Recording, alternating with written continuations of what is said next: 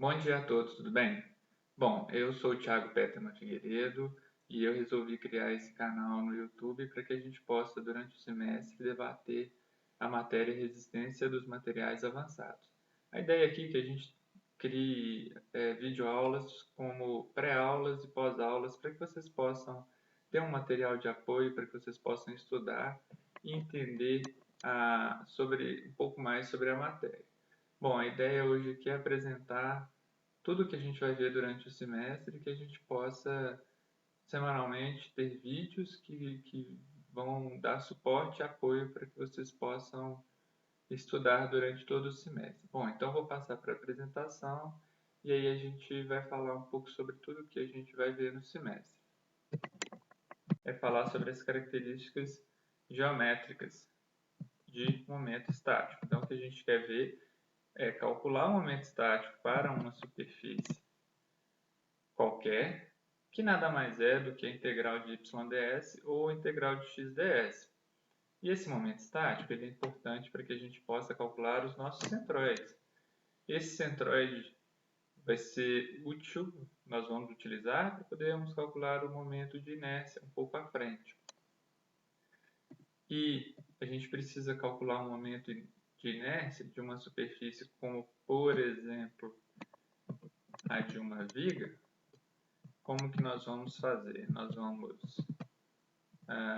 dividir essa viga aqui, por exemplo, em 5 partes diferentes, e cada parte dessa viga a gente vai ter um centroide de um corpo, do corpo C1, do corpo C2, do corpo C3, do corpo C4, do corpo C5, e por fim vamos calcular um centroide composto para que a gente possa calcular então o momento de inércia.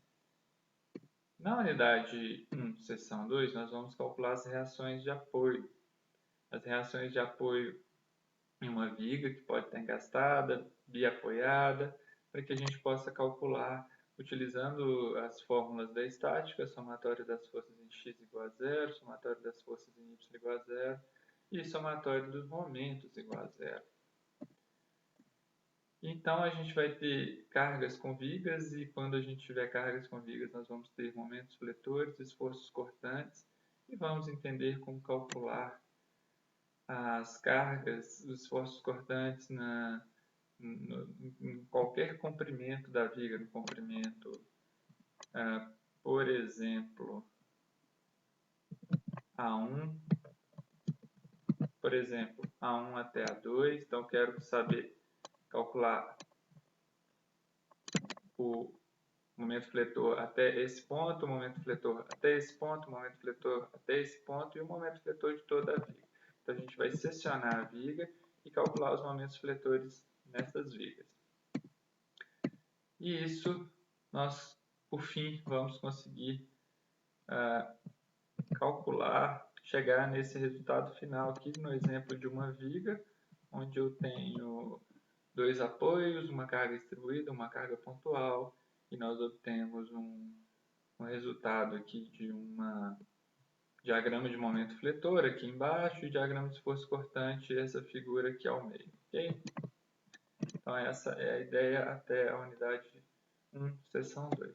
Na unidade 1, seção 3, que é a última parte da unidade 1, nós temos a flexão simples e pura.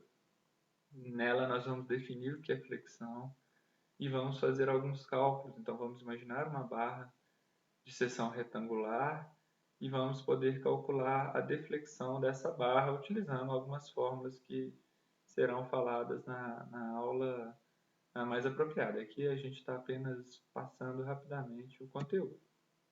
Depois vamos ter flexão composta, ou seja, se nós temos um carregamento distribuído em uma viga que está basicamente na horizontal, que é esse carregamento aqui. E posteriormente nós temos esse carregamento horizontal, ou seja, nós temos carregamento em duas direções, na direção Y e na direção Z. E aí nós vamos ter uma flexão composta. E aí nós vamos ter uma fórmula para poder termos no final uma flexão composta, que nada mais é do que a flexão, a tensão normal mais a tensão de flexão previamente já estudada. E por fim vamos ver a flexão assimétrica, que é quando nós temos uma superfície não simétrica, ou seja, um eixo que não é exatamente circular, com seção circular, e aí nós vamos poder calcular essa flexão assimétrica. Terminando a unidade 3, nós temos ainda, não está aqui no slide, mas nós temos os concentradores de tensão. Então, quando a gente tem um concentrador de tensão, nós temos como calcular a tensão nesses pontos e vamos utilizar alguns fatores, um fator K.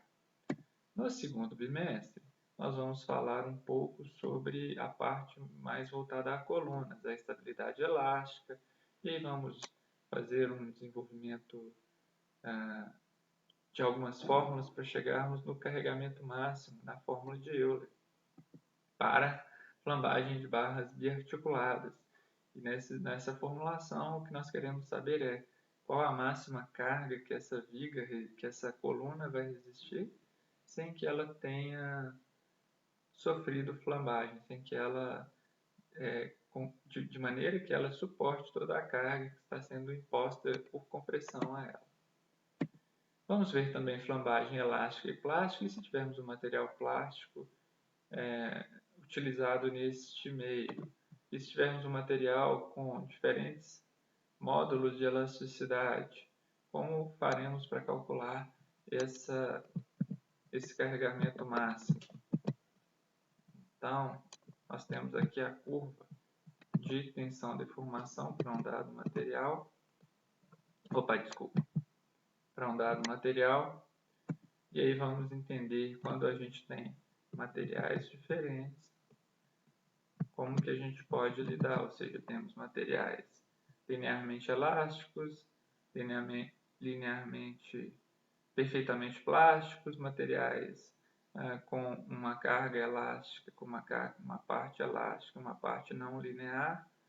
E aí, quando a gente tem materiais com comportamentos diferentes, como calcular essa carga máxima que a coluna vai resistir. E por fim, vamos terminar na unidade 4 com o método de energia. Ou seja, nós temos, por exemplo, aqui uma barra sendo tracionada. Essa barra sendo tracionada vai gerar um gráfico de pressão por deformação, e aí nós vamos conseguir mensurar a energia dessa barra. Baseado nessa energia que essa barra tem, nós podemos saber qual a tensão que nós temos nesse material, que pode estar tendo força apenas em um sentido, mas pode estar tendo força em mais de um sentido.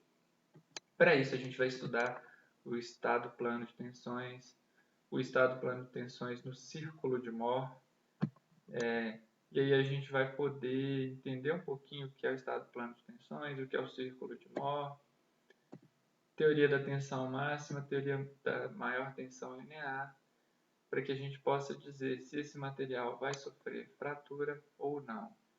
Bom, gente, a ideia do material dessa aula é que a gente possa ter um conhecimento inicial sobre tudo que a gente vai ver no semestre. Espero que ao longo dessa semana eu ainda envie o vídeo da primeira aula, e a primeira aula a gente vai começar com momento estático, centroide e momento de inércia. Uma boa semana a todos, muito obrigado e até mais. Tchau, tchau.